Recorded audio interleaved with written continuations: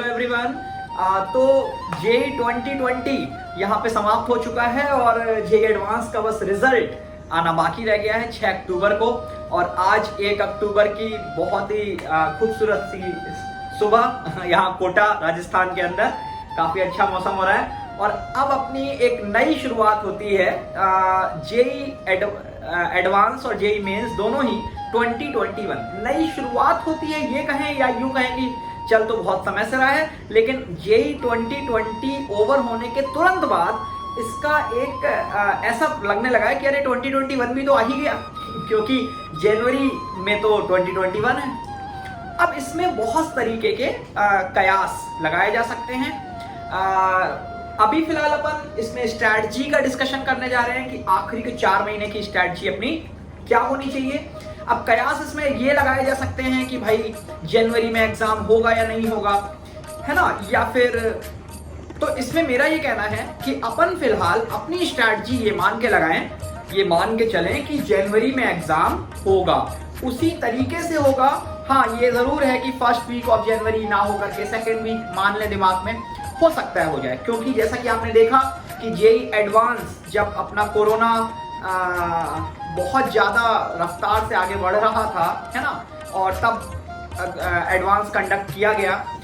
और तो ये मान सकते हैं अपन कि हो सकता है कि जनवरी में गवर्नमेंट एनटीए जो भी आप कहें वो मेंस भी करा दे। हाँ, पॉसिबिलिटी ये भी है कि हो सकता है मेंस आपका फेब में जाए, है ना। ये भी पॉसिबिलिटी है कि जो आपके बोर्ड एग्जाम्स हैं मार्च में, वो मार्च एंड में मिड अप्रैल तक खत्म हो जाए, वो भी पॉसिबिलिटी है। या एक पॉसिबिलिटी और है कि जेई या एनटीए ये बोल दे कि भाई इस साल हम 2 एग्जाम लेंगे ही नहीं, मतलब पहले जनवरी और अप्रैल अलग अलग 2 अटेम्प्ट होते थे, हम जनवरी को बिल्कुल स्टैप किए दे रहे हैं, मतलब हम सिर्फ अप्रैल में एग्जाम लेंगे और उसके बेसिस पे आपको रैंक्स वगैरह प्रोवाइड करेंगे। ये सारी पॉसिबिलिटीज हैं। हो सकता है मैंने कोई पॉसिबिलिटी आपको बोली भी ना हो, और किसी भी पॉसिबिलिटी को फिलहाल रूल आउट करना मुश्किल है, टफ है ना। लेकिन ये मानते हुए अपने प्लान सारे बनाए कि जनवरी में एग्जाम होने वाला है, ठीक है। तो अब यहाँ पर एक चीज और है कि जो बच्चे पिछले साल 11th क्लास में थे, है ना, मतलब कि जिन्होंने 11th क्लास में कोचिंग ली कोटा में यहाँ पे आके, उनके साथ हुआ ये कि 12th क्लास के अंदर कोचिंग तो वो कंटिन्यू कर रहे हैं, है ना। जिन बच्चों को मैं यहाँ कोटा में पढ़ाता था उन्हीं को मैं पढ़ा तो रहा हूँ, लेकिन ऑनलाइन पढ़ा रहा हूँ, है ना। फेस टू फेस अपन कह सकते हैं ना, ऑफलाइन क्लासेस तो चल नहीं रही हैं, क्योंकि 22 मार्च को हमारे देश में लॉकडाउन हुआ था पहली बार, और 22 मार्च अगर मुझे सही याद है तो, और उसके बाद से फिर लॉकडाउन ही अभी तक चल रहा है। देखते हैं शायद आने वाले समय में जल्दी ही ये चीज़ें भी मतलब ठीक ठाक होंगी, और क्या। तो खैर, अब तो अपने लिए तो अक्टूबर आ चुका है, और अगर मैं 12th वालों की बात करूं तो उनके हर एक सब्जेक्ट के अंदर लगभग 3 चैप्टर 4 चैप्टर बचे हुए हैं, है ना। तो अब हमें बहुत ही स्ट्रैटेजिक वे में, है ना, मैथमेटिकली ये सारी चीजें कैलकुलेट कर लेनी चाहिए कि अगर जनवरी में एग्जाम होता है, फर्स्ट वीक में होता है या सेकेंड वीक में होता है, तो हम उसके लिए प्रिपेयर हों एट द 11th आवर, है ना। या दिसंबर के महीने में अपन आके बोलें कि अरे जनवरी में एग्जाम हो गया, हमने तो सोचा ही नहीं था, हमें तो लगा फरवरी में होगा, हमें तो लगा अप्रैल में होगा, बोर्ड एग्जाम शिफ्ट होंगे। ये सारे चीजें हम उस समय ना कहें, उसके लिए जरूरी है कि हम आज एकदम सचेत हो जाएं। आज 1 अक्टूबर 2020 है, तो अगर मैं मान के चलूं तो अक्टूबर, नवंबर, दिसंबर, ये 3 महीने आपके पास हैं। हाँ, 4 महीने भी हो सकते हैं, हो सकता है जनवरी एंड में आपका एग्जाम हो, तो 4 महीने भी हो सकते हैं, लेकिन फिलहाल अपन 3 महीने की स्ट्रैटेजी की बात करेंगे। यूं कह सकते हैं कि जो चौथा महीना होगा उसमें अपन सिर्फ रिवीजन कर रहे होंगे, जितना एनटीए ने हमें मौका दे दिया, ठीक है। अब यहाँ सवाल आता है कि भाई अलग अलग प्रकार की बच्चों की समस्याएं हैं, है ना। अपन तो मतलब अगर मैं अपनी बात करूं तो मैं कोटा में भी देख रहा हूं, और कोटा के बाहर जो बच्चे जो ऑनलाइन पढ़ रहे हैं उनको भी देख रहा हूं। किसी का कोर्स स्टडी मटेरियल जो है वो कोटा में रह गया है ना। 11th क्लास के नोट्स जिनको वो रिवाइज कर रहे हैं, रिवाइज करने की जरूरत है, ठीक है, और अलग अलग प्रकार की समस्याएं हैं। तो अब यहाँ बच्चों के मन में बहुत सारे डाउट्स आते हैं, तो मैं यहाँ पर एक बात बिल्कुल स्पष्ट तौर पे कह देता हूँ। 3 वैरायटी के बच्चे इस समय खुद को एनालाइज कर पा रहे होंगे। मतलब अगर कोई बच्चा खुद को एनालाइज कर रहा होगा तो या तो उसको दिमाग में आ रहा होगा कि हाँ यार मेरी बहुत जबरदस्त प्रिपरेशन चल रही है, कोई दिक्कत नहीं है। दूसरा एक ऐसा बच्चा होगा, उसको लग रहा होगा हाँ मेरी ठीक ठाक प्रिपरेशन है, कोई दिक्कत नहीं है, लेकिन थोड़ा डर लग रहा है, पता नहीं सिलेक्शन हो ना हो, है ना, मतलब डायलेमा सिचुएशन है। और एक थर्ड वैरायटी ऑफ स्टूडेंट वो भी होगी जो इस समय खास तौर पे जब जेई एडवांस का पेपर हो गया, जो अभी जेई एडवांस का पेपर हुआ, उस पेपर को उन्होंने देखा होगा तो उनको ऐसा लगा होगा कि यार ये कैसे क्वेश्चन आ रहे हैं, ये तो मेरे से बन ही नहीं रहे, या उनकी बिल्कुल आप कह सकते हो कि उनका जो मोटिवेशन लेवल है वो काफी कम हो गया होगा। ये 3 प्रकार के बच्चे इस समय दिख रहे होंगे। मैं यहाँ बहुत स्पष्ट शब्दों में बोल रहा हूँ और मैं ये अपने शब्द वापस भी नहीं लूंगा, बहुत क्लियरली बोल रहा हूँ। मेरा ये वीडियो है, आप रिकॉर्ड करके रख लेना। इस समय किसी भी बच्चे का सिलेक्शन इम्पॉसिबल कहना गलत होगा। अगर कोई भी कहता है कि एक्स स्टूडेंट का सिलेक्शन नहीं हो सकता तो ये बहुत बड़ा एक झूठ होगा, बहुत बड़ा एक कह सकते हो आप, है ना, कि गलत तरीके से किसी चीज को कहना होगा, पेश करना होगा, डीमोटिवेशन होगा, डीमोटिवेट करना होगा। मेरा ऐसा मानना है कि 3 वैरायटी के जो मैंने बच्चे बताए उसमें जिन बच्चों को ऐसा लग रहा है मेरी फर्स्ट क्लास प्रिपरेशन चल रही है, वो एडवांस के लिए पूरी तरीके से अपनी दौड़ लगाते रहें, है ना, और सोचें कि मुझे तो एडवांस फाइट करना है। जो सेकंड वैरायटी के बच्चे हैं जिनके अंदर थोड़ा सा भी एक संकोच है ना, एक हल्की सी भी डायलेमा सिचुएशन है कि यार कुछ टॉपिक्स मेरे वीक हैं, है ना, कुछ अच्छे हैं, है ना, मतलब मिक्स फीडबैक है चैप्टर्स को लेकर के, वो सेकंड वैरायटी वाले बच्चे, उनका मेरा कहना है कि पहले अपनी स्टेज सॉलिड करें मेंस की, ये कर लें कि मेंस में तो अब कोई सिलेक्शन रोक नहीं सकता, और फिर वो एडवांस के लिए जाएं। मतलब वो 2 चरणों में अपनी प्रिपरेशन को अंजाम दें। बहुत इंपॉर्टेंट होगा। अगर आप डायरेक्ट मेंस को स्किप करके एडवांस लेवल के सीधे सीधे बातें करने लगे तो आपके एडवांस में भी परफॉर्मेंस हो सकता है उतनी अच्छी ना आए और मेंस तो जाएगा ही। थर्ड वैरायटी के जो बच्चे हैं उनको मैं कहूंगा कि भाई जिनको ऐसा लग रहा है ना कि यार अभी तो कुछ हुआ ही नहीं, समझ में नहीं आ रहा है क्या होगा, कुछ लग ही नहीं रहा सिलेक्शन की संभावना, तो उनको मैं कह देता हूं आंख बंद करके फिलहाल के लिए थोड़े समय के लिए ये सोच लो कि मेरा टारगेट जेई मेन है और जेई मेन मुझे क्वालिफाई करना है। बिलीव मी, मैं ये नहीं कह रहा कि जेई मेन टारगेट है, जेई एडवांस भूल जाओ, नहीं। जब आप जेई मेन को टारगेट लेके आगे बढ़ोगे ना, कई बार ऐसा होता है जब अपन सड़क पे आगे चल रहे होते हैं ना तो अपने को आगे की रास्ते नहीं दिखाई देते, लेकिन कुछ आगे पहुंचने के बाद चीजें और क्लियर होती हैं कि अच्छा यार आगे इधर भी जा सकते हैं, इधर भी जा सकते हैं। तो आपकी स्थिति वही होगी, आप थोड़ा चले, जेई मेन को टारगेट लेके आगे चलो और आप कुछ समय बाद पाएंगे कि अरे यार थोड़ा सा और कर ले तो जेई एडवांस में। अब मैं एक बात बता देता हूं आपको, इसी जगह बोल देता हूं, जेई मेन की मैंने एक एनालिसिस की थी, ये मैं आप लोगों को भी बताना बहुत जरूरी है क्योंकि जिससे आपको बिल्कुल इसकी रियलिटी चेक आपको पता चले कि जेई मेन के लिए एक्चुअली आपको कितना करना है और जेई एडवांस के लिए कितना करना है, और हमें कॉन्फिडेंट रहना बहुत जरूरी है। तो इसके लिए मैं ये बात आपको बोल रहा हूँ। नंबर 1 कि मैंने एक जेई मेन के पेपर की एनालिसिस की थी 2020 जनवरी अटेम्प्ट में, 7 जनवरी का वो पेपर था, ठीक है। अब पेपर तो आपको पता है कई सारे होते हैं, तो सबकी एनालिसिस करना तो बहुत बड़ा काम भी हो जाता है और डिफिकल्ट भी होता है, और अपना मुद्दा सिर्फ एक था कि भाई क्लियर पिक्चर बच्चों के सामने आए। तो 7 जनवरी कि मैंने मॉर्निंग शिफ्ट का या इवनिंग शिफ्ट का कोई एक पेपर मैंने सॉल्व किया है, वो इसी मेरे यूट्यूब चैनल पे पड़ा हुआ है ना। कुछ ही समय पहले मैंने यूट्यूब चैनल बनाया, इसी कोरोना काल के चलते बनाना पड़ा, मजबूरी रही बनाना बच्चों से इंटरेक्ट करने के लिए, तो अच्छा भी है, उसमें पढ़ा भी रहता है। अब मैंने ये एनालिसिस पता है उन बच्चों के लिए की थी जो 2020 में जेई देने वाले थे, लेकिन अच्छी बात है कि चूंकि ये यूट्यूब का मामला है, इसमें ऑलरेडी पड़ी हुई है वो वीडियोस, तो आपके लिए भी वो चीज यूजफुल हो गई, तो कुछ बेनिफिट्स भी हैं यूट्यूब के डेफिनेटली। तो मैंने 7 जनवरी का एक पेपर एनालाइज किया था और उसमें मैंने ये मेंशन किया था कि आप 300 नंबर के पेपर में 228 नंबर कितने आसानी से ला सकते हैं, कितने आसानी से।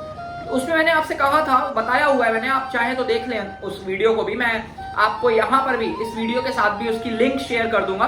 वैसे मेरे वीडियोस बहुत ज्यादा तो मैं बनाता नहीं हूँ, तो आपको दिख जाएंगे आसानी से कि कहाँ पे वो वीडियो है, ठीक है। अच्छा ठीक है, तो मेरा कहने का मतलब ये है कि उसमें आप 228 नंबर बड़ी आसानी से ला सकते हैं, ठीक है। अच्छा, अब 228 से मेरा सेंस क्या है? मेरा कहने का यही मतलब है कि 25 क्वेश्चन में से 15 क्वेश्चन जेईई मेंस के अंदर आपको बिल्कुल इजी कैटेगरी के मिलने वाले हैं। 25 में से 15 क्वेश्चन आपको बिल्कुल इजी कैटेगरी के मिलेंगे, ये मुझसे लिख के ले लो। अब कोई बच्चा कह सकता है इस शिफ्ट में पेपर टफ आ गया, इसमें इजी आ गया। कैसी भी शिफ्ट हो, 15 क्वेश्चंस आपको ऐसे मिलेंगे जो सच में बिल्कुल आसान होंगे। और मतलब आसान का मतलब आपने जरा सा पढ़ा हो वो टॉपिक आप कर लोगे। आप खुद सोच के देखिए कि 25 में अगर आपने 15 क्वेश्चन भी सही बना दिए तो आपके कितने मार्क्स हो जाते हैं? 180 नंबर। 180 नंबर तो ऐसे आते हैं कि आपकी एनआईटी हर हालत में सिक्योर हो जाती है, सिर्फ इजी पोर्शन को करके, ठीक है। और मैंने आपको 228 का कैलकुलेशन लगवाया था, उस वीडियो के अंदर आप देख लेना। उसमें मैंने कहा था कि अगर हमने थोड़े बहुत भी ठीक ठाक क्वेश्चन मैथ के कर लिए, है ना, जो बिल्कुल इजी वाले हैं, वो 15 के अलावा भी हमने कुछ कर लिए, तो हम 19-20 क्वेश्चन तक आराम से पहुंच सकते हैं, ठीक है। तो मेरा कहने का मतलब है आप उसको एक बार पढ़ लेना, देख लेना, ठीक है, आपको समझ में आ जाएगा। नंबर 1, तो जेईई मेंस आपके लिए बहुत मुमकिन है कि आप उसमें आप टॉप एनआईटी सिक्योर कर लें। हर उस बच्चे के लिए जो सेकंड वैरायटी का है या थर्ड वैरायटी का है, और फर्स्ट को भी जेईई मेन को अच्छे से सिक्योर करना तो जरूरी है ही। भले ही आपकी कितनी बढ़िया परफॉर्मेंस हो, तो जेईई मेन भी आप अच्छा कर ही लोगे, ठीक है। तो ये मान के चलिए, तो आप किसी भी एनआईटी में, किसी भी ट्रिपल आईटी हैदराबाद तक को आप टारगेट रख सकते हैं जेईई मेन को लेते हुए। नंबर 1। अब आइए एडवांस पे। देखो, एडवांस के लिए बहुत सारी चीजें लोग कहते हैं, है ना, बहुत टफ होता है ये, बहुत सारी चीजें, इतने कॉम्प्लिकेटेड क्वेश्चंस आते हैं, मल्टी कंसेप्चुअल प्रॉब्लम्स आते हैं। ये जो मैं वीडियो यहाँ पे बना रहा हूँ, वैसे तो मेरे खुद के स्टूडेंट्स जिनको मैं यहाँ कोटा से ऑनलाइन पढ़ा रहा हूँ, लाइव क्लासेस ले रहा हूँ जूम के थ्रू, उनके कहने पर मैं ये क्रिएट कर रहा हूँ, क्योंकि उनसे डिस्कशन हुआ था कि लास्ट मंथ की क्या स्ट्रैटेजीज होनी चाहिए, ठीक है। तो उनसे तो मैं ये डिस्कशन कर चुका हूं, जो मैं आपको ये बात बोलने वाला हूं। लेकिन जो बच्चे इस वीडियो को देख रहे हैं और जो मुझसे नहीं पढ़ते हैं, उनको मैं बता दूं, क्योंकि अब मेरे बच्चे भी इसे देखेंगे तो मैं इसमें गलत नहीं बोलूंगा, ठीक है, कि मैंने क्लास के अंदर बच्चों को काउंट करवाया है कि 132 नंबर का मैथमेटिक्स का पेपर आया है इस साल। 132 नंबर का, है ना, 66 का एक पेपर में वेटेज था, 66 का दूसरे पेपर में, जेईई एडवांस की बात कर रहा हूं मैं। और उन 132 मार्क्स में आप बड़ी आसानी से 82 मार्क्स ला सकते हो। अब यहाँ पे ये जो आसान वाली बात कर रहे हैं ना, ये उतना आसान नहीं है कि 15 क्वेश्चन जैसे अपन मेंस में कर रहे थे, लेकिन इट्स क्वाइट इजी। मतलब आप कह सकते हो कि हाँ भाई, इजी तो उसी के रेफरेंस में कहा जाएगा ना जिसने जेईई एडवांस की प्रिपरेशन की हो, है ना। अब किसी ने जेईई एडवांस की प्रिपरेशन ही नहीं की तो उसे थोड़ी कहेंगे कि वो पेपर इजी है। हम ये मानते हुए कि अगर आपने जेईई एडवांस की प्रिपरेशन की है तो आप 82 मार्क्स इजली ला सकते थे। इजली मार्क्स ऑब्टेन करने का मतलब पता है क्या था? सिर्फ इतना सा कि अगर आपने अपने क्लास नोट्स को ठीक तरीके से कर रखा है, क्लास नोट्स को सिर्फ, और शीट में आपने एक लेवल तक चीजें लगा रखी हैं, जैसे कि शीट में लास्ट में HLP दे दी जाती है ना, ALP advance high level problem, या इस तरीके की चीजें अलग अलग, या कोई अलग से कोई बुक लगानी पड़े, नहीं, ऐसी कोई रिक्वायरमेंट नहीं थी। आपने सिर्फ क्लास नोट्स ढंग से पढ़े हो, नंबर 1, और नंबर 2 आपने शीट का एक्सरसाइज 1, 2, 3, है ना, मतलब प्रीवियस ईयर पेपर होते हैं एक्सरसाइज 3 में तो, और एक्सरसाइज 1, 2 आपने ठीक ठाक लगा रखी हो। उसमें भी ये भी है कि अगर आपने नहीं भी मान लो किसी चैप्टर की जो एक्सरसाइज 2 है वो नहीं ठीक से लगाई है, तो भी आप उन क्वेश्चंस को कर सकते हो। 82 मार्क्स बिल्कुल श्योर शॉट थे आउट ऑफ 132, और अगर आप कैलकुलेशन लगाएंगे तो ये लगभग 60% आएगा।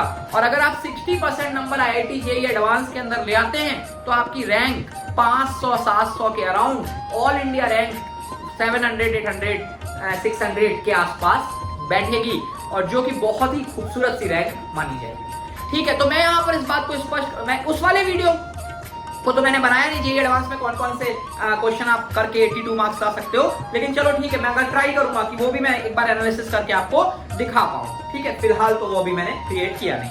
अच्छा, तो अब मैं फाइनली आ रहा हूं, तो ये मान के चलें, ये जो शुरू के 15 मिनट रहे, मेरा पूरा मकसद ये था कि मैं आप लोगों को पूरी तरीके से मोटिवेट कर पाऊं और आप इस चीज को फील कर पाए कि भाई मैं मेंस भी कर सकता हूं, एडवांस भी कर सकता हूं, ठीक है। बिल्कुल मान के चलो कि आप मेंस अच्छे से निकाल पाओगे, एडवांस अच्छे से निकाल पाओगे। अब करना क्या है अगले 3 महीनों में, है ना, वो मैं यहाँ पे बता रहा हूँ और बहुत ध्यानपूर्वक सुनेंगे। और मैं फिर बोलूंगा कि ये जो मैं समझा रहा हूँ, ये जो मैं बोल रहा हूँ, इसको आप बिल्कुल ऐसे मत मान लेना कि ये पत्थर की लकीर हो गई, यही करना है। नहीं, आप इसमें अपने हिसाब से फेरबदल कर लेना, ठीक है। हो सकता है आपकी कोई स्ट्रैटेजी ऑलरेडी बनी हुई हो, तो उसको इसके साथ मर्ज करके देख लेना, एक नई स्ट्रैटेजी क्रिएट कर लो और ट्राई करो कि अपन 3-4 अक्टूबर तक ये सारे काम को समाप्त करके और सीधे पढ़ाई में भिड़ जाए। तो ठीक है, देखिए इसमें पहले तो मैंने भैया क्या किया है कि ये बंचेस क्रिएट किए हैं, जो आपको 11 नंबर तक दिख रहा है ना, इसमें जैसे ये फर्स्ट बंच है, इस बंच में 3 चैप्टर हैं। फंडामेंटल ऑफ मैथमेटिक्स हो गया, अब इसमें लॉगरिथम आ गया, है ना, इनइक्वालिटीज के कांसेप्ट्स आ गए, है ना, और ग्राफिकल ट्रांसफॉर्मेशंस आ गए, मॉड्यूलस फंक्शन आ गया, ये सब अपना एफओएम के अंदर आ गया, ठीक है, क्वाड्रेटिक इक्वेशन और ट्रिग्नोमेट्री, ठीक है, ये आपका फर्स्ट बंच है। अच्छा, फिर सेकंड बंच में ये straight line circle conic. Bunch का मतलब ये है कि मैं ऐसा कहना चाहता हूं कि जैसे आपने एक बंच उठाया ना, तो आप पहले उसे पूरा एक बार खत्म करें। मतलब ऐसे मत खत्म करो कि पहले स्ट्रेट लाइन कर लिया, फिर पीएनसी कर लिया, और फिर कोनिक कर लिया, और फिर फंक्शन आईटीएफ कर लिया, फिर सर्कल कर लिया। उसकी बजाय आप स्ट्रेट लाइन सर्कल कोनिक को एक बंच मान लो कि एक सीरियल में करना है इसे, स्ट्रेट लाइन सर्कल कोनिक, ठीक है। तो ऐसे मैंने ये बंचेस प्रिपेयर किए, ठीक है। इसमें देखो अगर आप ध्यान से देखें तो जो 9, 10, अगर आप लास्ट में देखें 8, 9, 10, 11 ये टॉपिक्स, बल्कि आप 7th को भी देख सकते हैं। तो पहली बात तो 11th नंबर जो टॉपिक है एसओटी, सॉल्यूशन ऑफ ट्रायंगल, ये जेईई मेंस के सिलेबस में नहीं है, तो आपको इसमें बस हल्का फुल्का sine rule, cosine rule, projection formula पता है, बस काम बन जाएगा। तो इसको अपने लास्ट में रखा है कि आपको जितना टाइम मिलेगा उसके हिसाब से आप इसे कवर अप कर लें, नंबर 1। नंबर 2, कॉम्प्लेक्स नंबर भी बहुत लाइट मोड में आने वाला है, कहां पे, जेईई मेंस के अंदर, तो इसीलिए मैंने इसको भी लास्ट में रखा है कि कॉम्प्लेक्स नंबर और एसओटी में जितना आपको समय मिले, है ना, लास्ट के मौके पे उतना कर लेंगे, ठीक है, ज्यादा उसकी टेंशन नहीं लेंगे। मान लो ज्यादा समय बच गया किसी बच्चे के पास, तो वो उसको फुल फ्लेज कर लेगा, कम समय बचा तो भी जेईई मेंस के हिसाब से बहुत जल्दी हो जाएगा। इसलिए मेरा सजेशन होगा कि 10 और 11 नंबर पे तो आप यही रखें, ठीक है। फिर ये वेक्टर 3D मैट्रिसेस, वो तो सारे सीक्वेंस उसी हिसाब से हैं। अच्छा, इसमें कोई कहता है कि मैं इसको थोड़ा आगे पीछे करना चाहता हूँ सीक्वेंस को, कर लो यार, इधर उधर कर लो, लेकिन ध्यान रखो कि जैसे अब ये वाला है आपका बंच, ठीक है, अब एफओएम, क्वाड्रेटिक, ट्रिग्नोमेट्री, ये हर चैप्टर के अंदर लगना है, तो इसको जरूर पहले करो नंबर 1 पे, ठीक है। फिर अब जैसे सीक्वेंस एंड सीरीज है, अब कोई कहता है कि मैं बाइनोमियल के बाद करूंगा सीक्वेंस, तो मेरा कहना है यार सीक्वेंस पहले कर लोगे ना, तो बाइनोमियल थ्योरम में भी सीक्वेंस एंड सीरीज के कांसेप्ट्स यूज होते हैं, ठीक है। तो थोड़ा बहुत इन बातों का आप ध्यान रख के और बंच को इधर उधर कहीं थोड़ा बहुत शिफ्ट कर सकते हैं, ठीक है। अच्छा, इसमें अगर आप 5th नंबर की बात करें तो भाई देखो ये एक ऐसा टॉपिक्स है यहाँ पर जो प्योरली जेईई मेंस के टॉपिक हैं। इसमें सेट्स तो एडवांस में भी है, लेकिन अगर रिलेशन की बात करें, मैथमेटिकल रीजनिंग और स्टैटिस्टिक्स, तो ये प्योरली जेईई मेंस के टॉपिक्स हैं। बच्चे जनरली एक गलती करते हैं कि वो इन टॉपिक्स के वो एकदम आखिरी में पढ़ते हैं, लास्ट में पढ़ते हैं, ठीक है। जबकि मेरा ऐसा मानना है कि यार एक बात बताओ, आपने एक टॉपिक पढ़ा स्टैटिस्टिक्स, ठीक है, और आपने एक टॉपिक पढ़ा फंक्शन एंड आईटीएफ, ठीक है। अब आप खुद सोचिए कि आपको कितना समय लगा स्टैटिस्टिक्स पढ़ने में और कितना समय लगा फंक्शन एंड आईटीएफ पढ़ने में, कोई कंपैरिजन ही नहीं है। स्टैट्स जरा सा है, फंक्शन आईटीएफ बहुत बड़ा है। हाँ, वो अलग बात है कि फंक्शन आईटीएफ का जो एप्लीकेशन है, यूज है, वो एलसीडी में भी है, एओडी में है, पूरी कैलकुलस के अंदर है, ठीक है। लेकिन चलो मैं तो कहता हूं कि आप एक टॉपिक बाइनोमियल थ्योरम ले लो, है ना, बाइनोमियल थ्योरम एक इंडिपेंडेंट सा टॉपिक हो गया। बाइनोमियल को आप स्टैट्स से कंपेयर कर लो। अब आप सोचो बाइनोमियल में कितना सारा पढ़ना पड़ता है, स्टैट्स जरा सा टॉपिक है भाई, क्वेश्चन तो एक ही आना है, बल्कि स्टैट्स के क्वेश्चन की प्रोबेबिलिटी या यूं कहें गारंटी ज्यादा दी जा सकती है। ये वाले जो टॉपिक्स है ना, sets, relation, mathematical reasoning, stats, इनके क्वेश्चन जेईई मेन में बराबर पूछे जा रहे हैं। इन्हें अगर आप आखिरी के में करते हो तो कहीं ना कहीं आप उसे जल्दी जल्दी करोगे, हो सकता है आपका परफेक्शन ना आए, हो सकता है आप स्टैटिस्टिक्स में वेरिएंस निकालना सही से सीख ही ना पाए और वहां वेरिएंस का क्वेश्चन आ गया, जबकि सीखने वाली चीज उसमें सिर्फ वेरिएंस ही है, ठीक है। तो मेरा ये कहना है कि ये वाला बंच आप जल्दी भी प्रिपेयर कर सकते हैं और पहले प्रिपेयर करो, जिससे आपके कहीं ना कहीं आपके मिनिमम 2 क्वेश्चन तो आने ही हैं। और ये 2 क्वेश्चन आप एक दिन में भी प्रिपेयर कर सकते हो अगर कोई बच्चा चाह ले कि आज संडे है, आज तो पूरा ये खत्म करना है, एक दिन में आप ये खत्म कर सकते हो। लेकिन फिर भी आप जितना समय लगे ये बंच खत्म करना जरूरी है, तो इसलिए मैंने इसको इन बिटवीन डाला है, ठीक है। नहीं तो आप शुरू में करोगे तो शुरू में ये होता है ना कि आप कोई अच्छे टॉपिक से शुरुआत करें, तो शुरू में आप इसको ना करो, लास्ट में भी लेकिन नहीं करना, ठीक है। ये खास बात है। इसमें एक बात और थी जो मैं यहाँ पे आपके साथ शेयर कर सकता था, लेकिन मैं नहीं कर रहा हूं। इवन मैंने उसके लिए एक वीडियो भी बनाया है, लेकिन मैं वो भी आपको सजेस्ट नहीं करूंगा। वो ये बात थी कि जैसे मान लो एक टॉपिक है स्ट्रेट लाइन, ठीक है, या एक टॉपिक है कोनिक, तो कोनिक सेक्शन में हम मेंस और एडवांस को अगर कंपेयर करें तो दोनों में जमीन आसमान का फर्क है। मेंस के अंदर कोनिक सेक्शन बहुत इजी कैटेगरी का होता है और एडवांस में डिफिकल्ट होता है मेंस के मुकाबले। तो हम ये भी कह सकते हैं कि कोनिक को दो हिस्सों में कर लो भाई, पहले मेंस के हिसाब से कर लो फिर एडवांस के हिसाब से। लेकिन वो बात अभी आप लोगों को मुझे बोलना इसलिए सही नहीं लग रहा कि अभी अपने पास खूब टाइम है और हमने प्रिपरेशन की है यार। ये तो तब की बात होती है जब अंत समय होता है, बिल्कुल 1 महीने होते हैं, उस समय ये होता है कि यार सेलेक्टेड काम कर लो, है ना। तो मैंने उसके लिए एक वीडियो बनाया था, बट उसको देखना नहीं, मैं उसका लिंक भी आपको यहाँ शेयर इस वीडियो में नहीं करूंगा, ठीक है। तो फिलहाल आपको पूरा ही करना है, ये सोच के कि भाई एडवांस के हिसाब से ही करना है, ठीक है। हाँ, अब जैसे ये टॉपिक है तो ये एडवांस में नहीं है, लेकिन ये करने तो जरूरी है मेंस के हिसाब से। अच्छा, तो ये अपनी सारी कहानी हो गई बंच वाइज। अच्छा, अब ये जो बंच अपन ने क्रिएट किए ना, इसमें एक मॉडिफिकेशन आप और कर सकते हो। जैसे आप अगर अपने कोई भी बच्चा अपने इंडिविजुअल टॉपिक्स को देखे तो उसमें से कुछ टॉपिक्स उसके बहुत अच्छे होंगे, बहुत अच्छे कैटेगरी के होंगे, कुछ टॉपिक्स ऐसे होंगे जो कि बहुत पुअर कैटेगरी के होंगे, और कुछ ऐसे टॉपिक्स होंगे जो मॉडरेट लेवल के आते हैं, मतलब थोड़े बहुत आते हैं, ठीक, मतलब मॉडरेट लेवल का आने का मतलब हाँ ठीक ठाक आते हैं, सही सही हो जाते हैं, ठीक है। तो आप एक काम कर सकते हो, अपने बंच में इस तरीके की चीजें कर सकते हो कि एक बंच के अंदर मान लो आपने एक टॉपिक आपका अच्छा वाला हो गया, है ना, एक टॉपिक आपका पुअर हो गया, ठीक है, और एक मॉडरेट हो गया। उससे क्या होगा, जब आप बंच वाइज आगे बढ़ोगे तो आपको बोरियत नहीं होगी, नंबर 1, क्योंकि आपका कोई जो स्ट्रॉन्ग टॉपिक है उसमें आपको मजा ज्यादा आएगा, जल्दी हो जाएगा।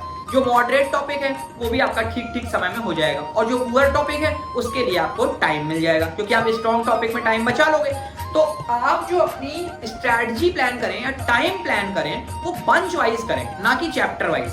क्योंकि जब आप किसी चैप्टर को कर रहे होगे और आपने कहा मुझे इसको 6 घंटे में खत्म कर देना है, ठीक है, तो अब कोई इजी टॉपिक होगा या कोई आपका फेवरेट टॉपिक होगा उसे तो आप 2 घंटे में खत्म कर लो, और कोई पुअर टॉपिक होगा उसमें 10 घंटे लगेंगे, तो आपको लगेगा यार 6 घंटे सोचे थे मैंने, ये तो 10 घंटे में निकल गया, तो अब कैसे करो, ठीक है। तो मेरा कहने का मतलब ये है कि जब आप बंच लोगे ना तो आप सोचोगे मेरे को 18 आवर्स में ये 3 टॉपिक करने हैं, तो हो सकता है किसी में 2 घंटे लगे, किसी में 10 घंटे लगे, किसी में 8 घंटे लगे, ठीक है, 18 आवर्स में पूरा हो गया, ठीक है। तो आप बंचेस को रीस्ट्रक्चर कर सकते हो अपने हिसाब से। ये मैंने बंच इस हिसाब से बनाए थे जो एक ऐसे बच्चे के लिए जिसके सभी टॉपिक लगभग एक जैसे हैं, ठीक है। अब जैसे किसी का कोनिक अच्छा नहीं है, ठीक है, और स्ट्रेट लाइन सर्कल अच्छा है, तो उसके लिए तो ये बंच बढ़िया है, पहले से बढ़िया है, क्योंकि 2 टॉपिक अच्छे हैं और एक अच्छा नहीं है, ठीक है। अब जैसे यहाँ पे बात करें तो ट्रिग्नोमेट्री मान लो हमारा बहुत अच्छा नहीं है, एफओएम बहुत सुपर मास्टरी है, क्वाड्रेटिक ठीक ठीक है, तो देखो ये भी बंच सही है। तो जहां तक पॉसिबल हो इन्हीं बंच को आप लेके चलें, ठीक है। और अगर उसमें कुछ चेंजेस करने की जरूरत लगे आपको अपने वीक, स्ट्रॉन्ग और मॉडरेट टॉपिक के हिसाब से, तो थोड़ा बहुत चेंजेस भी कर सकते हैं, ठीक है। अच्छा, तो ये सारा डिस्कशन अपना सेकंड पार्ट हो गया। फर्स्ट पार्ट जो मैंने 15 मिनट आपके लिए, उसमें पूरी तरीके से मैंने आपको ये बताया कि जेईई मेन और जेईई एडवांस आराम से निकाला जा सकता है, कहीं कोई दुविधा की बात नहीं है। अगले ये 10 मिनट में मैंने आपको ये एक्सप्लेन किया, यहाँ पे करने की कोशिश की कि भाई किस किस तरीके से हम चीजों को, रिवीजन को प्रोसीड करें, ठीक है, बंच सिस्टम जो अपन ने देखा। अब अपन अगले 10 मिनट में ये देखेंगे कि हम एक एक चैप्टर में किस तरीके से कितने क्वेश्चन करें, उसकी कितनी थ्योरी पढ़ें, उसको देखें।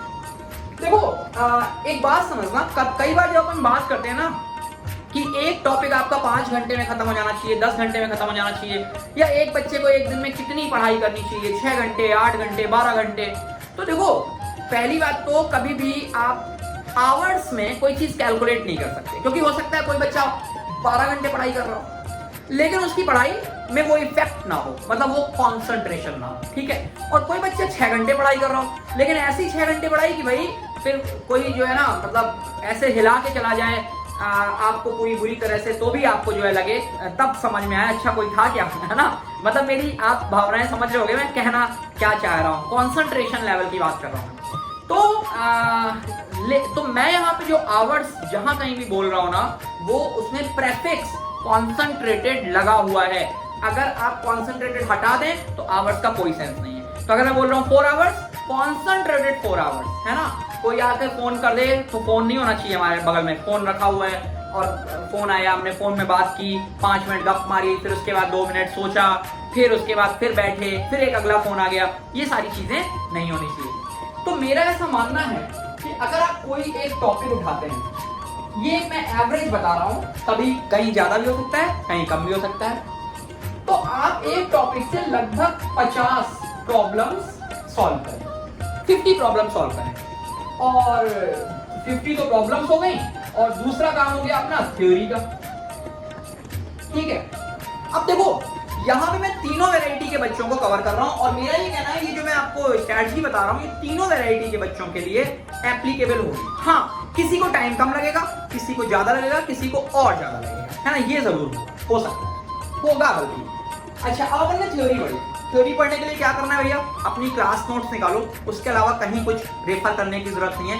क्लास नोट्स के अंदर सब कुछ होता है। जो बच्चे रेजोनेंस कोटा में या रिलायबल कोटा में नहीं पढ़े हैं, है ना, मतलब वो मेरे से भी कभी इंटरेक्ट नहीं हुए, उनको मैं बोलूंगा आप जिस भी कोचिंग में पढ़ रहे हो, आप वहां के क्लास नोट्स पढ़ें। ये लास्ट मोमेंट पे कुछ भी चेंज करना सही नहीं होता है ना। तो थ्योरी को अपने नोट्स से पढ़ें। अब थ्योरी को कैसे पढ़ना है वो समझना।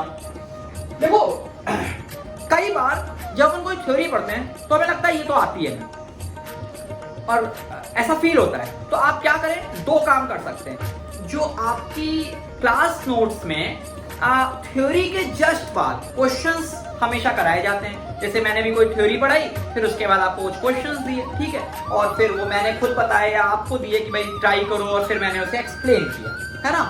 तो आप सीधे क्या करें, एक रफ कॉपी लें, रफ कॉपी लेके ही बैठो रिवीजन के दौरान, और आप सीधे सीधे क्लास नोट्स के थ्योरी के जस्ट नीचे के क्वेश्चंस को आप लिखें रफ पे और उसे सॉल्व करके देखें। अगर आपने सॉल्व कर दिए और आपके आंसर वगैरह सब टैली हो गए, बिल्कुल बेधड़क आगे बढ़ जाओ, आपको कुछ देखने की भी जरूरत नहीं है, बिल्कुल बिंदास आगे बढ़ो, ठीक है।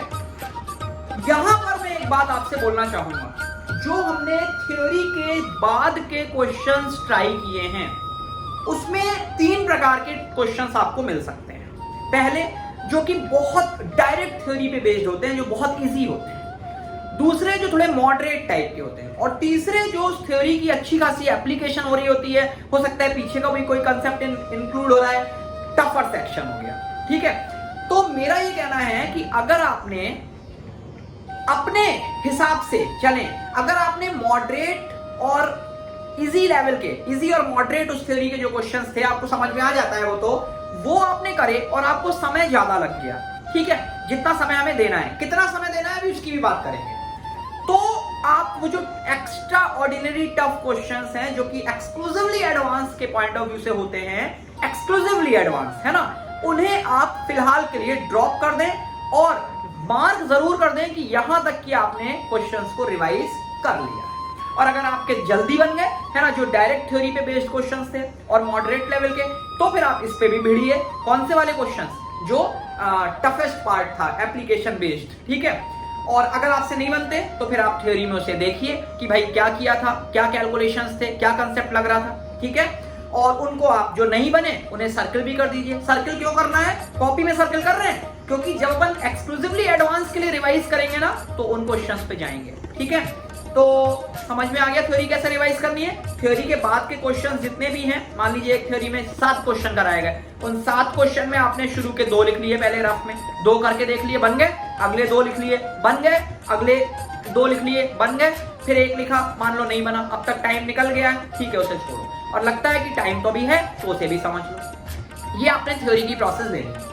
अब यहां पर मेरा कहना है कि हर बच्चे को, है ना, हर बच्चे को जो इजी क्वेश्चंस हैं थ्योरी पे बेस्ड और मॉडरेट है, मतलब आप यूं मान लो इसको बेंचमार्क ऐसे दिमाग में सेट कर सकते हो, है ना। हर थ्योरी के बाद के मिनिमम 4 क्वेश्चंस आपको जरूर लगाने हैं। हर थ्योरी के बाद के मिनिमम 4 क्वेश्चन जरूर लगाने हैं। कॉपी पे लिख लो इस बात को, ठीक है। और मैं ये भी कहूंगा मेरा वीडियो जो देख रहे हो ना भैया, ये तो इसको नोट करते चलो शॉर्ट में, ठीक है, नहीं तो फिर आपको वीडियो देखना पड़ेगा, पूरा टाइम लगेगा।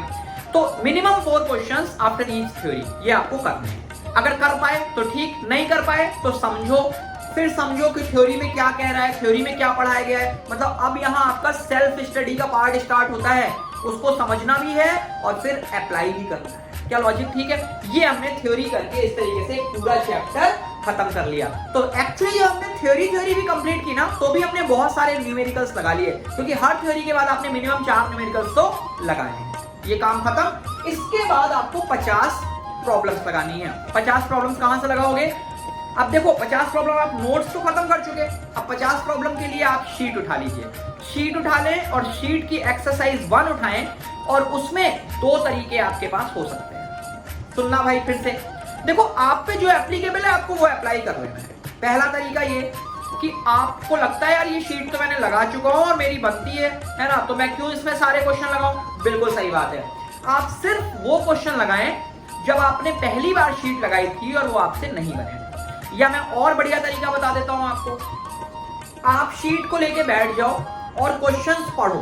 क्वेश्चन पढ़ो, अगर आपका वो वाला क्वेश्चन है जो पहले नहीं बना था वो तो करना ही है, उसके अलावा, क्योंकि कई बार ऐसा होता है कि आपने जब फर्स्ट टाइम शीट लगाई ना तो आपसे एक क्वेश्चन 5th नंबर का था, मान लो वो बन गया था, तो आपने उसमें टिक नहीं किया था, लेकिन अब आप वही 5th नंबर का क्वेश्चन बनाओगे ना तो हो सकता है आपसे ना बने, ठीक है, क्योंकि वो फ्लो की बात होती है। उस समय आप थ्योरी भी पढ़ रहे होते हो, सब कुछ फ्रेश होता है ब्रेन में, तो बन जाती है। कई बार ऐसा भी होता है। तो मेरा कहना ये है कि जैसे मान लो 1 से लेके 20 नंबर तक के क्वेश्चन है फॉर एग्जाम्पल, और आपने उसमें 7, 8 और 12 पहले टिक कर रखे थे जो आपसे नहीं बने थे, तो 7, 8 और 12 तो आपको करने ही, ठीक है। साथ में जो 1 से लेके 20 तक के क्वेश्चन थे, 7, 8, 12 तो आपको लगाने ही है। उसके अलावा जो क्वेश्चन थे उनको सबको आपने एक रीडिंग मार ली तेजी के साथ, और जिस भी क्वेश्चन में ऐसा लगा कि भाई ये क्वेश्चन लगाना जरूरी लगता है, शायद मैं इसमें अटक जाऊं, तो अपन क्या करें, उस क्वेश्चन को सॉल्व कर लें। और इस प्रकार से आप कितने क्वेश्चन लगा लें? 50 क्वेश्चन लगा लें, ठीक है। 50 क्वेश्चन में मैं आपको गारंटी के साथ दे सकता हूं कि आपकी एक्सरसाइज 1 शीट की जो अगर अपन बात करें, या आपके पास जो भी मटेरियल है ना, तो वो पूरी हो जाएगी, ठीक है। और अगर नहीं पूरी होती है तो वो एक ही केस में पूरी नहीं होगी कि आपने वो शीट पहले कभी लगाई ही नहीं थी। तो उस स्थिति में क्या करना है वो भी मैं बता देता हूं। अगर आपने पहले कभी शीट नहीं लगाई थी तो आप 50, ये बहुत टफ है लेकिन, है ना, इन बच्चों के लिए जिन्होंने पहले शीट कभी नहीं लगाई है, फिर भी मैं बोल रहा हूं क्योंकि still there is a hope. तो आप 50 क्वेश्चन के लिए क्या करें, वो जो शीट में एक्सरसाइज 1 है आपकी, उसमें 50 क्वेश्चंस आप, अगर वो सेक्शन वाइज, कई बार आपको शीट्स ऐसी मिलती हैं इंस्टीट्यूट के अंदर कि पहला सेक्शन है कि भाई ये सेक्शन फॉर्मूला पे क्वेश्चंस हैं इसमें, फिर आगे लिखा हुआ है कि ये एरिया ऑफ ट्रायंगल पे क्वेश्चंस हैं, फिर आगे लिखा हुआ है ये स्ट्रेट लाइन के इक्वेशन पे क्वेश्चंस हैं। तो आप क्या करें, हर सेक्शन में कुछ क्वेश्चन निकाल के और सॉल्व कर लें, और टोटल 50 क्वेश्चन बन जाए, ठीक है। इस तरीके से हमने चैप्टर को वाइंड अप किया। अब आप देखिए इसमें आपको समय कितना लगाना है वो भी समझो, और फिर मैं बोल रहा हूं जहां कहीं मैं टाइम की बात करूंगा, कॉन्सेंट्रेटेड वर्ड प्रेफिक्स लगा हुआ है, उसके बिना काम नहीं चलेगा। तो अब देखिए 50 प्रॉब्लम्स के लिए आप मान के चलें कि आपको 4 आवर्स लगने वाले हैं। अब 4 आवर्स मैंने दिए हैं। अगर आप जेईई मेन की बात करें ना तो आपको 25 क्वेश्चन करने हैं मैथमेटिक्स में, और मान के चलो कि आप 1.25 घंटा ले लेंगे, है ना, 1 घंटे 15 मिनट के आसपास आप ले लोगे, 75 मिनट ले लोगे। 75 मिनट का मतलब कितना हो गया, एक क्वेश्चन के लिए 3 मिनट मिल रहा है। यहाँ मैंने एक क्वेश्चन के लिए आपको देखो कितना मिनट दिया है, मैंने ये कहा है कि 50 प्रॉब्लम में 4 घंटे, मतलब 1 घंटे में लगभग आप 12 क्वेश्चन लगा रहे हैं, मतलब एक क्वेश्चन को आपको मैंने 5 मिनट दिया है, जबकि एक्चुअल जेईई मेंस में कितने मिलने वाले हैं, 3 मिनट मैथमेटिक्स के अंदर, ठीक है। केमिस्ट्री में क्योंकि आपको कम टाइम लगता है। अच्छा, अब यहाँ पे मेरी एक बात और सुन लो, मैंने क्यों टाइम ज्यादा दिया है वो भी सुन लो, क्योंकि जेईई मेन के अंदर 25 क्वेश्चन तो आते हैं, लेकिन अगर आपको एक अच्छा एनआईटी चाहिए, है ना, अच्छा IIIT सिक्योर करना है, मैं ये कह रहा हूँ, कभी भी हम कहते हैं ना एनआईटी चाहिए, तो इसका ये मतलब नहीं आईआईटी नहीं चाहिए। इसका मतलब है कि जेईई मेंस जैसे ही एग्जाम खत्म हो तो मेरी एक बढ़िया तरीके की एनआईटी, बढ़िया ट्रिपल आईटी में सीट पक्की हो गई, फिर मैं एडवांस दूंगा, जिससे ब्रेन हमारा ना रिलैक्स्ड मोड में होता है, तो उसकी परफॉर्मेंस डबल हो जाती है। ठीक है, तो मेरा ये कहना है कि अगर आप 25 में से 20 क्वेश्चन भी करते हैं तो आपका काम बढ़िया सेट हो जाता है। तो 20 क्वेश्चन के लिए अगर आपने 75 मिनट लगाए तो लगभग आपको 4 मिनट मिल रहे हैं। और अगर किसी बच्चे का मिनिमम मार्क्स माने जाए तो अगर उसने 15 क्वेश्चन भी सही कर लेता है 25 में तो भी उसका काम सेट हो जाएगा। और इसी हिसाब से मैंने 5 मिनट आपको दिए हैं कि 15 क्वेश्चन भी किए 75 मिनट में तो आपका 5 मिनट एक क्वेश्चन में मिल रहा है। तो इसलिए लेकिन आगे आने वाले समय में इसको इंप्रूव करो कि 4 घंटे में 50 ना लगा के 3 ही घंटे में 50 खत्म हो जाए। अगर हो सकता है तो, और नहीं हो सकता है तो कोई टेंशन की बात नहीं, कोई ऐसा दिमाग में लोड नहीं देना है। ठीक है, अच्छा फिर ये जो थ्योरी है ना, थ्योरी को मानते चलो कि आप 8 आवर्स ले लो। 8 आवर्स मैंने किस हिसाब से लिए वो भी सुन लो। देखो जैसे कुछ चैप्टर्स होते हैं जिसमें जब टॉप हेडिंग होती है ना, हेडिंग, तो हेडिंग्स के हिसाब से मैंने लगभग काउंट किया है कि आपको कितना टाइम लगना चाहिए। काफी मैंने इसमें समय दिया है ना। और आज 1 अक्टूबर है, अभी सवेरे का टाइम है और मैंने ये पूरा कार्यक्रम पूरी आज रात में सारा कुछ चार्ट आउट किया कि आपके थ्योरी में बाइनोमियल थ्योरम में कितने आर्टिकल्स होते हैं, सीक्वेंस में कितने आर्टिकल्स होते हैं। तो मुझे ऐसा एक अंदाजा मैंने लगाया कि एक चैप्टर के अंदर लगभग 8 आर्टिकल्स हैं। 8 आर्टिकल का मतलब समझ गए है ना। जैसे मान लो सीक्वेंस एंड सीरीज है तो पहले हमने एपी पढ़ ली, फिर जीपी पढ़ ली है ना, एचपी पढ़ ली, फिर एजीपी हो गई, ठीक है, एएमजीएम रिलेशन हो गया, ऐसे ऐसे करके एवरेज आप निकालोगे तो 8-9 का आएगा। तो मैंने ये माना है कि एक आर्टिकल में आप 1 घंटे का समय देते हो जिसमें आप थ्योरी पढ़ते भी हो, उससे रिलेटेड क्वेश्चन भी निकालते हो और उन्हें लगाते हो। मतलब आप समझ सकते हो कि मैंने आपको खूब टाइम दिया है। इसीलिए मैंने आपसे कहा था कि ये स्टूडेंट टू स्टूडेंट डिपेंड करेगा कि वो एक चैप्टर को कितनी देर में वाइंड अप कर लेता है। ये तो मैंने उस हिसाब से बताया है कि टेंशन लेनी नहीं है, इतना समय लग जाए ना तो कोई दिक्कत नहीं है। अगर आप इससे कम समय में कर लेते हो तो बहुत बढ़िया है, लेकिन ये टारगेट करके मत चलना कि मुझे कम समय में चल करना है। ये मत टारगेट करना कि मुझे 4 घंटे में खत्म करना है। 8 आवर्स की मैंने टाइम लिमिट दी है ना, तो आप बिंदास करो। अगर आपसे जल्दी जल्दी हो रहा है ना तो भी आप आराम से करो, ठीक है। और हो सकता है आप आराम से करो, आपका 6 घंटे में खत्म हो गया तो ठीक है, खत्म हो गया। लेकिन अगर ये टारगेट कर लोगे ना मुझे 5 घंटे में खत्म करना है, फिर आप जल्दी भागोगे। भागना नहीं है, जितना भी करना है उतना सॉलिड करना है ना, मुद्दा ये है, ठीक है। तो इसलिए मैंने ये काम किया। तो आप देखें कि लगभग आपको एक चैप्टर में 12 आवर्स का टाइम देना पड़ेगा, ठीक है। अब 12 आवर्स का टाइम आपने एक चैप्टर के अंदर दे दिया, सही है। तो अब आपके टोटल चैप्टर्स कितने हैं? देखो मैंने इनकी काउंटिंग पहले से करके यहाँ लिख रखी है, 23 चैप्टर्स हैं, ठीक है। तो 23 चैप्टर्स में अगर आप 12 आवर्स देते हो तो टोटल टाइम जो आपको देना पड़ेगा वो आएगा 276 मिनट्स, सॉरी 276 आवर्स, ठीक है। देख लो भाई, एक बार फिर से चेक कर लो, ठीक है। 276 आवर्स अपन मान लेते हैं, है ना, राउंड फिगर के लिए 275 आवर्स आपको मैथमेटिक्स में लग गए, ठीक है। अब पॉइंट ये आता है कि सिर्फ मैथमेटिक्स तो है नहीं, आपके पास फिजिक्स भी है, आपके पास केमिस्ट्री भी है, तो क्या करेंगे? देखो मेरा कहना ये है कि मैथ्स, फिजिक्स और केमिस्ट्री को आप 2:2:1 का टाइम आपको देना पड़ेगा। जो टाइम अलॉटमेंट होगा वो 2:2:1 के हिसाब से होना चाहिए, ठीक है। मतलब अगर 2 घंटे अपन मैथमेटिक्स पढ़ते हैं, 2 घंटे फिजिक्स, तो 1 घंटे केमिस्ट्री, क्योंकि केमिस्ट्री में न्यूमेरिकल्स भी नहीं होते हैं, ठीक है। तो आपको टाइम हमेशा उसमें कम लगता है। तो इसका लॉजिक, अगर इस लॉजिक से आप चलें तो 275 आवर्स ही आपके फिजिक्स के लिए हो जाएंगे। मतलब मैं आपको यहाँ पे टोटल कैलकुलेशन भी करवा रहा हूँ जिससे आपको एकदम ऐसा लगे कि यार ये तो बिल्कुल फिजिबल है, मैं बिल्कुल कैलकुलेट करके निकाल सकता हूँ आईआईटी वगैरह। कोई ऐसा कोई भारी भरकम काम नहीं है। देखो जेईई में सिलेक्शन ना होने के पीछे की रीजन होती है सिर्फ और सिर्फ अपनी लापरवाही, अपनी थोड़ी सी अगर अटेंटिवनेस होगी, यार जेईई बहुत इजी है, आराम से आप निकाल सकते हो, बिलीव मी, है ना। तो अब देखो 275 आवर्स अपन ने फिजिक्स कर ली। अब अगर आप इसका आधा करोगे, क्योंकि केमिस्ट्री को 2:2:1 में लेना है, तो ये आपका करीब 137 या 138 आवर्स मान लो। देखिए ये आपके पास कुल मिलाकर के अगर आप इसको ऐड करें तो देखो ये आपके पास 550, ठीक है, 550 और 650, 687 आवर्स। ये देखो ठीक है, या फिर मैं इसको राउंड ऑफ करके बोल देता हूं कि आपको 700 आवर्स से, मैं फिर बता देता हूं, कॉन्सेंट्रेटेड वर्ड लगा हुआ है, कॉन्सेंट्रेटेड लगा हुआ है। और मेरा ऐसा मानना है कि जब आप इसमें पढ़ाई करें तो मैथ्स, फिजिक्स और केमिस्ट्री को जब आप 2:2:1 में डिवाइड करेंगे टाइम को, तो इनको पढ़ें कैसे, है ना, ये भी एक मुद्दा है कि एक दिन मैथ्स पढ़ लें, एक दिन फिजिक्स पढ़ लें, एक दिन केमिस्ट्री पढ़ लें। एक तो ये तरीका हो सकता है ना, कि एक दिन मैथ्स, एक दिन फिजिक्स, एक दिन केमिस्ट्री, और इस हिसाब से कर लिया कि मैथ्स को 2 दिन पढ़ेंगे, फिजिक्स को 2 दिन पढ़ेंगे, केमिस्ट्री को 1 दिन पढ़ेंगे।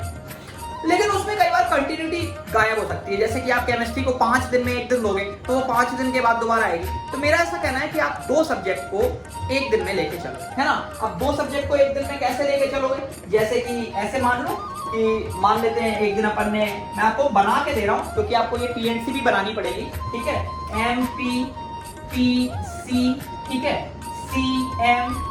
तो मतलब यहाँ पे आप देखें तो कितने हो गए मैथ्स के लिए आपके पास 2 घंटे पढ़ाई, 2 फिजिक्स में 2।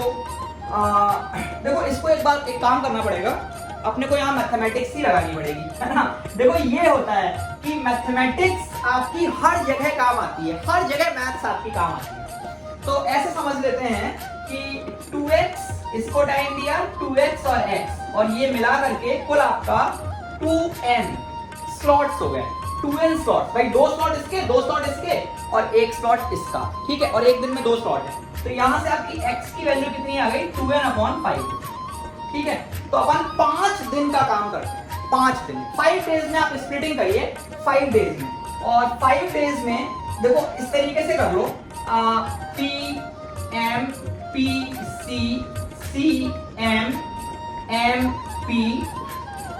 MPPM। आप देखो जरा ये कितना बना, यहाँ पे कुल मिलाकर के मैथ्स आपने 4 लेक्चर पढ़े, फिजिक्स भी 4 लेक्चर पढ़े और केमिस्ट्री 2 लेक्चर पढ़े। देखिए 4:4:2, या फिर आप इसे भी कह सकते हैं 2:2:1, ठीक है। तो आप ये भी नोट कर लेना, है ना, कि एक दिन में हमने फिजिक्स मैथ्स पढ़ी, फिर एक फिजिक्स केमिस्ट्री, फिर केमिस्ट्री मैथमेटिक्स, फिर मैथमेटिक्स फिजिक्स, और वही मैथमेटिक्स फिजिक्स फिर, ठीक है। तो इस तरीके के आप कॉम्बिनेशंस बना लीजिए, ठीक है, और पढ़ना शुरू करें एक दिन में 2 सब्जेक्ट। अब मुद्दा ये आता है कि 700 आवर्स और आपके पास दिन कितने हैं। मेरा ऐसा मानना था कि लगभग आप 8 घंटे डेली अगर कॉन्सेंट्रेटेड पढ़ाई करते हैं apart from your coaching classes, है ना। तो कोचिंग क्लासेस की अगर मैं बात करूं तो मैं यहाँ अगर मैं अपनी बात करूं, अपने स्टूडेंट्स की बात करूं, तो उन्हें एक दिन में 2 लेक्चर्स लेने पड़ते हैं ऑन एन एवरेज, ठीक है। और 2 लेक्चर्स का मतलब हो गया लगभग 3 घंटे का समय। तो अगर मैं आपसे कह रहा हूं कि आपको 8 घंटे डेली पढ़ने हैं, तो मेरे हिसाब से बहुत ज्यादा समय नहीं होगा, क्योंकि 11 आवर्स ही हुए total including coaching and all. और इस समय कोविड के टाइम पे आप बाहर भी नहीं जाना पड़ रहा, आपको कोचिंग करने भी आप घर से बैठ के कर रहे हो, तो वो ट्रैवलिंग टाइम जो कंज्यूम होता था वो सारा भी बच चुका है। और आप देखें यहाँ पे कि अगर 700 आवर्स की बात करें तो आपके 3 महीने में 90 डेज होते हैं, और 90 डेज में अगर आप 8 से मल्टीप्लाई करोगे तो 720 आवर्स हो जाएंगे। तो देखिए आपका ये पूरा का पूरा काम अगले 3 महीने में खत्म होने वाला है। यहाँ मैं एक बात और बता देता हूँ कि 20 घंटे आपके बच गए हैं, वो भी ध्यान देना। अच्छा एक बात यहाँ बहुत इंपॉर्टेंट है, 1-1 घंटा कीमती है ना। आप इसमें हंस सकते हो, मुझे भी हंसी आ रही है कि 20 घंटे देखो बच गए हैं, ठीक है, लेकिन बिलीव मी 1-1 मिनट आपका कीमती है। ये डिसाइड करेगा कि आपको कौन सी IIT मिलेगी, कौन सी ब्रांच मिलेगी, यही 1-1 मिनट डिसाइड करेगा। कौन सा बच्चा कितना बढ़िया से यूटिलाइज करता है और कौन कितनी बढ़िया से यूटिलाइज नहीं करता है, यही डिसाइड करेगा आपको कौन सी IIT और कौन सी ब्रांच। तो अब मेरा यहाँ से कहना क्या है, इसके बाद जो काम आपको करना है वो देखिए, ये लिखा हुआ है जेईई मेन के पेपर उठाइए 2010 से 2020 तक के। अब मैंने जेईई एडवांस के नहीं उठाए, क्यों नहीं उठाए, आपको समझ में आ रहा है कि अब 3 महीने जब आपके निकल गए तो अक्टूबर, नवंबर, दिसंबर खत्म हो चुका है, 1 जनवरी आ गई, ठीक है। अब 1 जनवरी आ गई तो आप क्या करोगे फिर तो आपको क्या पता है एनटीए कब एग्जाम ले ले। अब हो सकता है वो जनवरी में ले ले, हो सकता है फरवरी में ले ले। अपन तो वेल प्रिपेयर्ड है ना, अपन तो कहेंगे भाई ले लो एग्जाम, अब तो हम तो रेडी हैं भाई, है ना, हमें उस हिसाब से रेडी रहना है। तो अब करना क्या है, देखो जेईई मेन में बहुत ध्यान से सुनेंगे इस बात को, बहुत इंपॉर्टेंट होने वाला है। 2010 से 2020 तक के आप पेपर उठा लीजिए, 11 साल के पेपर होते हैं, ठीक है, 10 से 20। इसमें 19-20 हटा दो, 19-20 हटा दो, बचे क्या 10 से लेके 18 तक। अब इन पेपर को कैसे सॉल्व करना है सुनना। पेपर को मैंने इन 3 महीनों में आपसे सॉल्व करने को नहीं कहा। देखो यार एक बात समझो, जब तक अपन वेल प्रिपेयर्ड नहीं होते तब तक हम अपनी परफॉर्मेंस चेक भी नहीं कर सकते। हमारे पास हमेशा बहाने होते हैं, एक्सक्यूजेस होते हैं कि भाई मेरी तो ये प्रिपरेशन नहीं थी इसलिए नहीं हो पाया। तो मेरा कहना क्या है कि जेईई मेन का 2010 का पेपर लगाइए जब ये पूरे 3 महीने का काम खत्म हो जाए। अब आप में से कोई बच्चा ऐसा हो सकता है, जैसे कि मैंने पहले कहा कि थ्योरी को 8 घंटे में अपन खत्म कर रहे हैं, या ये 50 प्रॉब्लम को मिला के 12 घंटे में हमारा एक चैप्टर खत्म हो रहा है। हर बच्चे का अपने हिसाब से 12 घंटे में उस चैप्टर को जैसे खत्म कर सकते हो वैसे खत्म करो, है ना। किसी को लगता है कि मैं थ्योरी भी पूरी पढ़ लूंगा, एक्सरसाइज 1-2 पूरी लगा लूंगा, लगा लो, बिल्कुल 12 आवर्स, ठीक है। आपको 12 आवर्स दिए गए एक चैप्टर में, ये मान लो, ठीक है। किसी को लगता है मैं थ्योरी पूरी पढ़ लूंगा, एक्सरसाइज 1 लगा लूंगा, बढ़िया है, लगा लो। किसी को लगता है कि भाई मैं थ्योरी भी वो टफ वाले प्रॉब्लम्स है ना वो छोड़ देता हूं अभी, और एक्सरसाइज 1 में भी कुछ जो टफ वाले प्रॉब्लम होंगे वो छोड़ दूंगा, ठीक है, वैसा कर लो। उसमें भी आपका जेईई मेन सिक्योर्ड है, कहीं नहीं गया, लिखित ले लो, ठीक है। तो आप अपने हिसाब से चैप्टर्स को आगे बढ़ाते हैं। अच्छा, अब ये जो 3 महीने की प्रोसेस खत्म हो गई, हर बच्चे की अपने हिसाब से प्रिपरेशन है। जो डिफरेंस है ना ये प्रिपरेशन में, ये आपको जेईई मेन की रैंक में डिफरेंस दिखाई देगा। सिलेक्शन सबका हो जाएगा, जो तीनों वैरायटी की मैंने बात की, लेकिन रैंक में डिफरेंस नजर आएगा, और फिर एडवांस की रैंक्स में, एडवांस के सिलेक्शन में भी वो फर्क डालेगा। तो फिलहाल के लिए तो हमें ये करना है, मेंस को सॉलिडिफाई कर लेंगे सभी लोग। अब आपने जेईई में 2010 का पेपर उठाया 3 महीनों के बाद, और उसको लगाओ। अब कितना टाइम, अब 3 महीने बाद आपकी सारी कोचिंग क्लासेस भी बंद हो चुकी हैं। आपको सोच के देखें, जिस भी दिन आपकी कोचिंग क्लास नहीं है आपको एक्स्ट्रा टाइम मिल रहा है पढ़ने का, आप चाहें तो यूटिलाइज कर सकते हैं, आप पे डिपेंड करता है। आप ये मत मानो ना 8 घंटे, आप तो सोचो कि मेरे पास 11 घंटे, 3 घंटे कोचिंग के और 8 घंटे इधर, ठीक है। तो अगर किसी दिन कोचिंग क्लासेस नहीं है, एक ही क्लास है, तो यू कैन यूटिलाइज 9.5 आवर्स, और अगर दोनों क्लासेस नहीं है 11 आवर्स पढ़ लो। भाई करना पड़ेगा, सोच के देखो, 3-4 घंटे में सारा 3-4 महीनों में सारा खेल खत्म होने वाला है, आप बिल्कुल उसमें विनर बन के निकल सकते हो। तो अब अपन ने क्या किया, 2010 का जेईई मेन का पेपर लगाया, कितने, बिल्कुल टाइम लिमिट के साथ, वैसे ही जैसे कि पेपर होता है। अब क्या होगा ना, डेली पेपर लगाना है, पेपर डेली लगाना है। उससे क्या होगा, जब हम जेईई का पेपर देने जा रहे होंगे उस समय अपना एकदम रिदम बना होगा, बिल्कुल वही उसी तरीके से पेपर चल रहे होंगे। तो 2010 का आपने जेईई का पेपर दिया, कितने घंटों में, 3 घंटों में। अब सुनना, इसमें करना क्या है, बहुत ध्यान सुनना, ये बहुत इंपॉर्टेंट बात है। 3 घंटों में पेपर दे दो, और यहां अपने मार्क्स कैलकुलेट करो, ठीक है। अब आपका सारा रिवीजन खत्म हो चुका है, मार्क्स कैलकुलेट कर लो और उसको मार्क्स को लिख दो, ठीक है। आपने 3 आवर्स में, ठीक है, यहां लिख देता हूं, 3 आवर्स में खत्म किया और मार्क्स यहां मेंशन कर दिए, ठीक है। फिर क्या करो, इसके बाद आप पेपर को लेके बैठ जाओ, सॉल्यूशन नहीं देखना है अभी। 3 घंटे में आपने जितने भी टिक किए, एबीसी जो भी किए, उसके मार्क्स देख करके आपने मार्क्स अपने नोट कर लिए। अब आप उसी पेपर के साथ फिर बैठ जाइए, ठीक है, सॉल्यूशन बिना देखे, और देखो जो क्वेश्चन आपसे नहीं बने हैं उनमें से कौन से क्वेश्चंस नहीं बने हैं, क्यों नहीं बने हैं। कॉपी नहीं देखनी है, खुद से देखना है, ऐसे टाइम बढ़ाना है। आप इसमें 2 घंटे और यही काम करो इसी पेपर के अंदर, ठीक है। आप देखेंगे आपके मार्क्स कुछ इंप्रूव हो जाएंगे। अब आपके फिर से टोटल मार्क्स लिख लो, जो कुछ ये मार्क्स थे इसमें कुछ और ऐड हो गए, ठीक है। एक्चुअली देखा जाए तो आपको इतने नंबर जो आपके आए ये आपकी नॉलेज थी, लेकिन आप इतने ही मार्क्स ला पाए 3 घंटों में बिकॉज ऑफ टाइम प्रेशर। तो टाइम प्रेशर को झेलना है, अंत के 10 दिनों में इसकी प्रैक्टिस मारनी है। 3 घंटों में जो मार्क्स आए टाइम प्रेशर के अंदर आए, 2 घंटे आपने और लिए बिना कोई नोट्स रेफर किए हुए, आपने कुछ और नंबर लेके आए, 20 नंबर ही आपने बढ़ा लिए। तो ये आपके टोटल आपका पोटेंशियल है, हमें मैक्सिमम पोटेंशियल को जाके डिलीवर भी करना है वहां। क्या मेरी बात समझ में आ रही है? 5 घंटे आपके निकल गए। इसके बाद आप पेपर के उन क्वेश्चंस को समझें जो आपसे नहीं बने, है ना, समझें, उनकी थ्योरी समझें। अब क्या होगा ना, जो क्वेश्चन आपसे नहीं बने, बहुत ध्यान सुनना, बहुत इंपॉर्टेंट है, जो क्वेश्चन आपसे नहीं बने उनकी थ्योरी आप कॉपी पे जाके देखिए। मान लो आपसे यहां से एक लिमिट का क्वेश्चन नहीं बना, लिमिट का कौन से फॉर्म का क्वेश्चन था, उसको थ्योरी में देखा, फिर हमने उस थ्योरी के क्वेश्चन लगाए जो ये काम किया, ठीक है। और यही काम अपन ने फिजिक्स केमिस्ट्री के अंदर भी कर लिया। वैसे आपको फिजिक्स केमिस्ट्री के लिए भी सर लोग पूरी तरीके से बताएंगे, ठीक है, हो सकता है बता चुके हो, मैं लेट हूं हो सकता है, ठीक है। मैं तो मैथ्स के लिए तो गारंटी आपको दे रहा हूं, इसी तरीके से आप कर सकते हो आराम से। फिर इन जो क्वेश्चन आपसे नहीं बने थे उसकी थ्योरी आपने दोबारा से पढ़ी और उससे रिलेटेड सारे क्वेश्चंस लगा लो, सारे लगा लो, कोई मत छोड़ना। पहले छोड़े थे ना कुछ कुछ क्वेश्चन का कहीं कहीं किसी बच्चे ने, अब सारे लगाने, लगा लिए। आपका पेपर जो पहला पेपर आपने किया ना 2010 का, वो आपका पूरा रेडी। इसमें आपको कितना टाइम लगा? 1 दिन दे रहा हूं पूरा मैं आपको। क्यों? क्योंकि 5 घंटे तो आपने इसे सॉल्व किया, फिर आपने उसकी थ्योरी को देखा। हो सकता है आपका 30% क्वेश्चन नहीं बना, 40% क्वेश्चन पेपर नहीं बना, आपने उन 40% के थ्योरी देखी, उन्हें रिवाइज किया और आपके पूरे 11-12 घंटे इसमें निकल गए। मजा आ जाएगा। आप देखेंगे कि पहला दिन आपने 2010 का जेईई का पेपर किया ना, आपको मजा आ जाएगा। और फिर अगले दिन क्या करना है? 2011 का पेपर लगाना है। अब आप ध्यान करें, जब 2010 का पेपर लगाओगे ना, तो 2011 के पेपर में अपने आप कुछ क्वेश्चन जो पहले नहीं बनने वाले थे अब बन जाएंगे, क्योंकि 2010 की पूरी एनालिसिस कर ली है। और एनालिसिस तभी करने से फायदा होगा जब आप पूरी थ्योरी का रिवीजन कर चुके हैं, उसके बिना इसका कोई खास फायदा नहीं होगा। इसीलिए लास्ट में कर रहे हैं। फिर अपन ने फिर दूसरे दिन 2011 का पेपर लगाया, उसे पूरा एनालाइज किया। ठीक है, आप देखेंगे इस बात को मैं बिल्कुल पुख्ता तौर पे कह रहा हूं कि अगर किसी बच्चे ने 2010 से 2020 तक के सारे क्वेश्चन पेपर समझ के लगा लिए हैं, कोई दुनिया की ताकत 2021 में उसका सिलेक्शन नहीं रोक सकती। गारंटी है इस बात की। तो वही तो कर रहे हैं। लेकिन आज से अगर करोगे ना कि चलो मैं आज ही कर लेता हूं 10, 11, 12, 13 सारे क्वेश्चन, तो वो फायदा नहीं होगा, उसका यूज ही नहीं होगा, क्योंकि आपको पता ही नहीं चलेगा कि मैंने कितनी थ्योरी पढ़ी, कितनी नहीं पढ़ी। तो ये काम अपन 10 से 18 तक कर रहे हैं। ठीक है, अब एक बार मैं आपको जनवरी में भी मिलूंगा, 1 जनवरी के आसपास भी आपको मिलूंगा, बात करूंगा।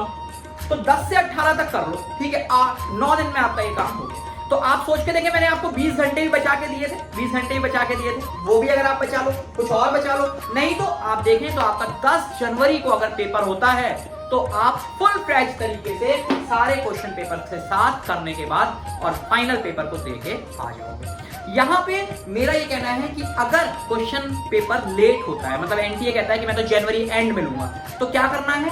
2019 और 2020 के पेपर बचा लो। आप सिर्फ 18 तक के पेपर सॉल्व करिए और उसकी एक एक पेपर की एनालिसिस करिए। मतलब 9 पेपर की, 10 से लेके 18 तक 9 पेपर हो गए, उन 9 पेपर की एनालिसिस कर लो पूरी तरीके से। 19-20 छोड़ के रखो। 19-20 पता है कब लगाएंगे? आखिरी के 1 हफ्ता, जो भी रहेगा ना, जब भी लास्ट में, अगर बाद में होता है एग्जाम, तो 1 हफ्ते में लगाएंगे। उससे क्या होगा? 19-20 में आपके कई सारे पेपर हो जाएंगे। शिफ्ट वाइज होने लगे थे ना, जनवरी के भी, इधर के भी, अप्रैल के भी। ठीक है, तो आपके कई सारे पेपर हो जाएंगे। तो आखिरी का 1 वीक रिदम में लाने के लिए वो जीवित रखो, और उससे आपको एक्चुअल लगेगा कि यार मैं 19 के पेपर में 2019 में इतने मार्क्स ला पा रहा हूँ, 20 में ला पा रहा हूँ, तो 21 में क्यों नहीं? आप एकदम कॉन्फिडेंट होकर के जाओ। ठीक है, तो बस ये मेरी सारी बातचीत हो गई। मैंने आपको सब कुछ बता दिया। जेईई मेन कितना मार्क्स ला सकते हो आप इजिली, वो बता दिया। एडवांस में इस बार 82 मार्क्स आराम से लाए जा सकते हैं, वो भी मैंने एक्सप्लेन किया। फिर मैंने बंच वाइज वाली बातें भी बता दी आपको, अपने हिसाब से बंच बना लो। और फिर मैंने ये कैलकुलेशंस भी आपको लगवा दिए, 2:2:1 का रेशियो ध्यान रखना, इस तरीके से आप सेगमेंट बना सकते हो। अब सब कुछ आपकी विक्ट्री आपकी है, आप पे निर्भर करता है। मेरा काम जो ये स्ट्रैटेजी का था, अपने एक्सपीरियंस के हिसाब से मैंने आपको बताया, क्योंकि पास्ट में मैंने देखा है कि बच्चों ने स्ट्रैटेजी फॉलो की है और उन्हें काफी इसका फायदा हुआ। तो मुझे लगता है कि इसका इस स्ट्रैटेजी का फायदा होना चाहिए। ठीक है, तो चलिए भाई, ऑल दी वेरी बेस्ट। एकदम बिंदास तरीके से लग जाओ और बिल्कुल बढ़िया करो, है ना? ठीक है, ओके, बाय, गुड लक।